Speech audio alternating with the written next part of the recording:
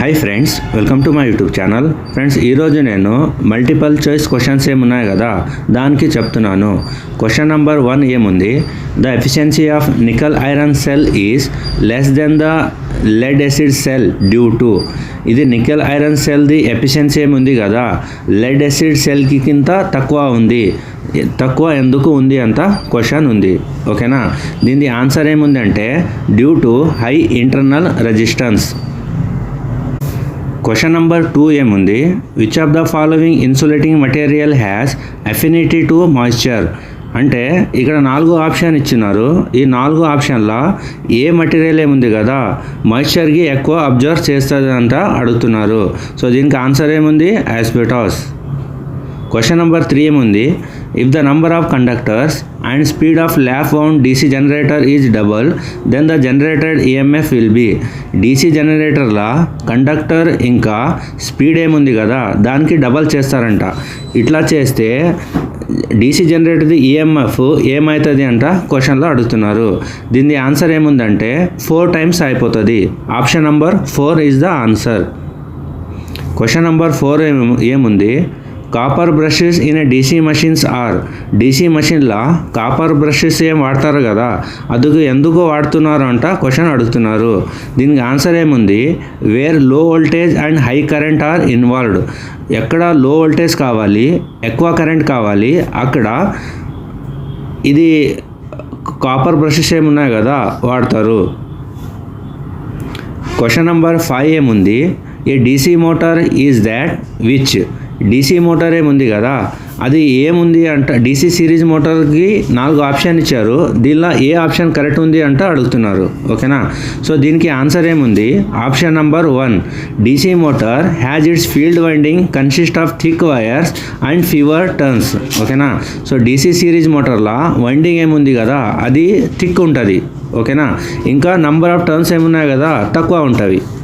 Question number 6 ఏముంది, in case of DC shunt motor the speed is dependent on back EMF only because of. DC shunt మోటార్లో ఈ speed ఏముంది కదా అది EMF పైన depend ఉంటుంది. అది ఎందుకు డిపెండ్ ఉంటుంది అంట క్వశ్చన్లో అడుగుతున్నారు. దీనికి ఆన్సర్ ఏముంది, flux is practically constant in DC shunt motor. Question number 7 ఏముంది, in a DC series motor if the armature current is reduced to 50% the torque of the motor will be equals to. DC series మోటార్లో armature current ఏముంది కదా అది 50% తగ్గిస్తారు.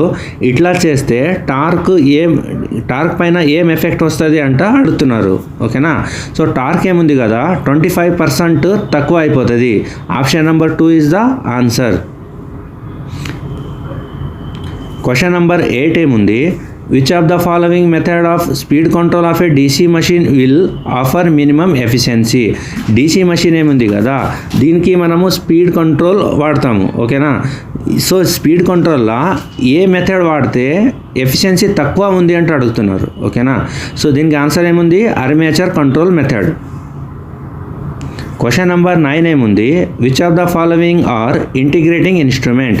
ఇక్కడ 4 option ఇచ్చినారు. దీనిలో integrating instrument ఏది అంట క్వశ్చన్ అడుగుతున్నారు. సో దీనికి ఆన్సర్ ఏముంది, option number 4 ampere hour watt hour metre.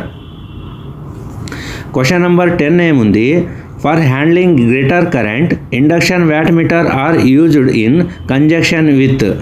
అంటే ఇండక్షన్ వ్యాట్ మీటర్ ఏముంది కదా అది ఎక్కువ కరెంట్ కావాలంటే యూజ్ చేస్తారు, ఓకేనా. దీంతో ఏం వాడతారు అంట క్వశ్చన్లో అడుగుతున్నారు. దీనికి ఆన్సర్ ఏముంది, కరెంట్ ట్రాన్స్ఫార్మర్. క్వశ్చన్ నెంబర్ 11 ఏముంది, the output of A thermocouple is in the range of. ఈ థర్మోకపుల్ ఏముంది కదా దాని అవుట్పుట్ ఏ రేంజ్లో ఉంటుంది అంటే వోల్ట్లో ఉంటుందా, మిల్లీ వోల్ట్లో ఉంటుందా, యాంపియర్లో ఉంటుందా, మిల్లీ యాంపియర్లో ఉంటుందంట క్వశ్చన్ అడుగుతున్నారు. దీనికి ఆన్సర్ ఏముంది, మిల్లీ వోల్ట్స్.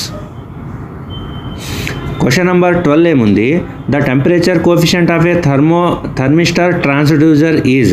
ఈ థర్మిస్టర్ ట్రాన్స్డ్యూసర్ ఏముంది కదా ఇది ఏ టెంపరేచర్ కోఎఫిషియంట్లో వస్తుంది అంట క్వశ్చన్లో అడుగుతున్నారు. దీనికి ఆన్సర్ ఏముంది, negative temperature coefficient. Option number 1 is the answer. Question number 13 ఏముంది, In an AC circuit, sine wave with R and L in series. AC సర్క్యూట్లో ఇంకా రెసిస్టెన్స్ ఇంకా ఇండక్టెన్స్ సిరీస్లో కనెక్ట్ చేస్తే ఏమవుతుంది అంటే క్వశ్చన్లో అడుగుతున్నారు. దీనికి ఆన్సర్ ఏముంది? Option number 2, voltage across R lags the voltage across L by 90 degree. Question number 14 ఏముంది? A parallel AC circuit is resonance will. ఓకేనా, ఈ ప్యారలల్ ఏసీ సర్క్యూట్ రెజొనెన్స్ అవ్వాలంటే ఏ కండిషన్ ఉంది అంటే క్వశ్చన్లో అడుగుతున్నారు. దీనికి ఆన్సర్ ఏముంది? Have high impedance. Question number 15 ఏముంది? In an RL series circuit where R equal to 10 ohm, XL equal to 17.32 ohm, the phase angle is in degree between the voltage and current is. ఓకేనా, RL series సర్క్యూట్లో resistance ఇంకా impedance ఇచ్చారు. దీనికి phase angle ఎంత అంట question అడుగుతున్నారు. దీనికి answer ఏముంది? 60 డిగ్రీ. క్వశ్చన్ నెంబర్ 16 ఏముంది? By using the 2 watt metre method power can be measured in. ఇది 2 watt మీటర్ మెథడ్ ఏముంది కదా, ఇది ఎక్కడ వాడతారు అంటే క్వశ్చన్లో అడుగుతున్నారు. దీనికి ఆన్సర్ ఏముంది? 3 phase 3 wire సిస్టంలో 2 watt మీటర్ మెథడ్ వాడతారు. క్వశ్చన్ నెంబర్ 17 ఏముంది? The purpose of providing an iron core is to.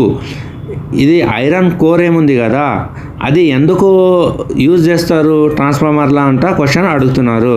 So దీనికి ఆన్సర్ ఏముంది అంటే decrease the reluctance of magnetic path. ఈ మ్యాగ్నెటిక్ పాత్ది రిలక్టెన్స్ తక్కువ చేయాలంటే ఇది ఐరన్ కోర్ వాడతారు. క్వశ్చన్ నెంబర్ 18 ఏముంది? A good voltage regulation of A transformer means. ఒక ట్రాన్స్ఫార్మర్ ఉంది, దానికి వోల్టేజ్ రెగ్యులేషన్ మంచిగా ఉండాలంటే కండిషన్ ఏముండాలి అంటే క్వశ్చన్లో అడుగుతున్నారు. దీనికి ఆన్సర్ ఏముంది?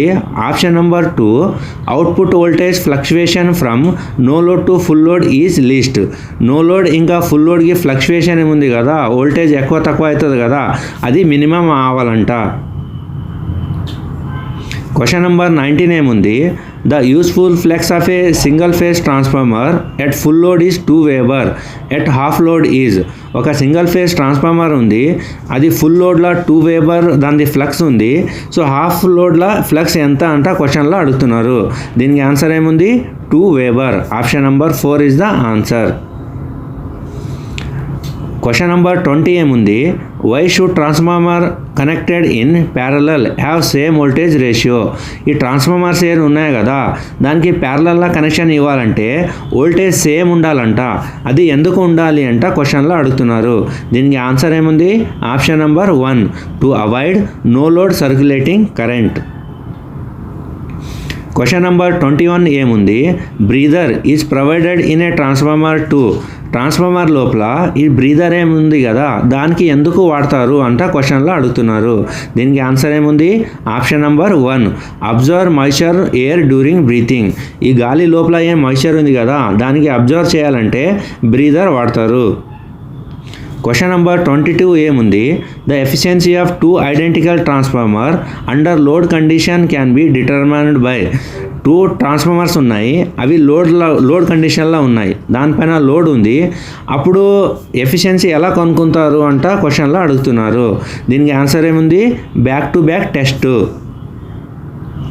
క్వశ్చన్ నెంబర్ 23 ఏముంది? When a 2 winding transformer is connected as an auto transformer it's efficiency is. 2 winding transformer ఏముంది కదా, అంటే కామన్ ట్రాన్స్ఫార్మర్ ఏముంది కదా, దానికి మనం ఆటో ట్రాన్స్ఫార్మర్ అట్లా వాడితే దాని ఎఫిషియన్సీ ఎలా క్యాలిక్యులేట్ చేస్తాము అంట క్వశ్చన్లో అడుగుతున్నారు.